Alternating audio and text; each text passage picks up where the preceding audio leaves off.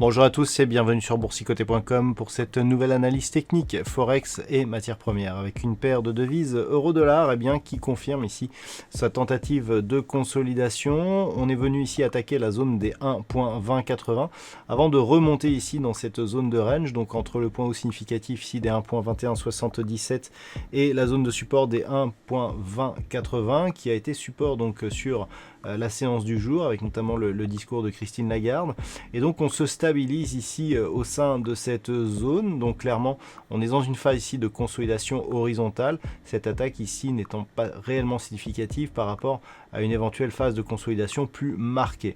Donc tant que l'on est ici dans cette zone 1.2080, 1.21 que l'on pourra arrondir d'ailleurs à 1.2180 puisque nous sommes à 1.2177, neutralisation de la dynamique avec une petite préférence haussière, puisqu'en cas de rupture haussière ici des 1.2177, nous avons un objectif de poursuite en direction du niveau tout proche des 1.2230. Et puis sur la paire de devises livre sterling contre dollar américain, on avait eu ici une tentative de cassure de cette zone des 1.3310. On avait dans un premier temps évalué le risque d'une consolidation possible du fait que les points hauts ici venaient tester la moyenne mobile 20 exponentielle comme une résistance, mais on n'avait pas confirmé immédiatement. Hier je vous indiquais d'ailleurs que le fait que l'on soit repassé ici au-dessus de la moyenne mobile 20 exponentielle neutralisait la dynamique, sauf que suite à ce mouvement on est revenu ici chercher la zone des 1.3310. Dans un premier temps, cette zone a bien résisté.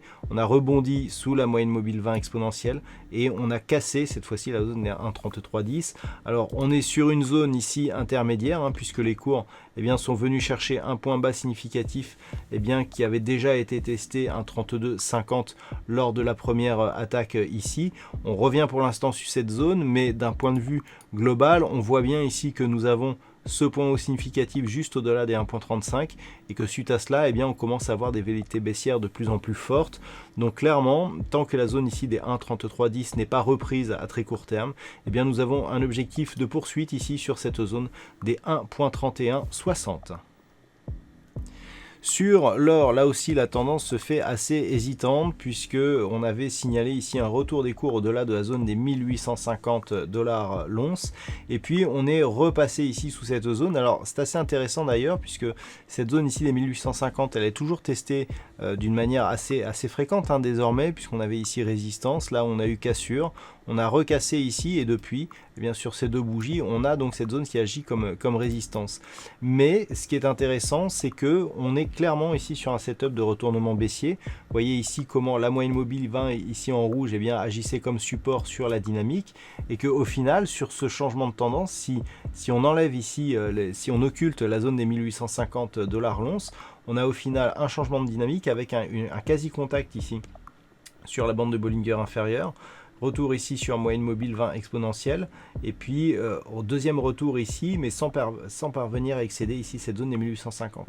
Donc clairement, on a un biais beaucoup plus baissier cette fois-ci, puisque même sur ce rebond ici, on voit qu'on a une double zone ici de résistance, auquel cas, si on valide ici par une rupture de cette zone intermédiaire des 1826 $ l'once, on pourrait avoir ici une poursuite du mouvement en direction de la zone de support des 1790 $ l'once, et ce tant que 1850 reste résistance de cette dynamique court terme. Et puis enfin sur le WTI, nous avons une poursuite de la dynamique haussière qui s'était réactivée sur franchissement haussier ici de la zone des 43,50 $ le baril. Donc clairement on était ici sur une petite phase de neutralisation. On ne parvenait pas ici à s'extirper de ce range entre 34,60 et 43,50 $ le baril.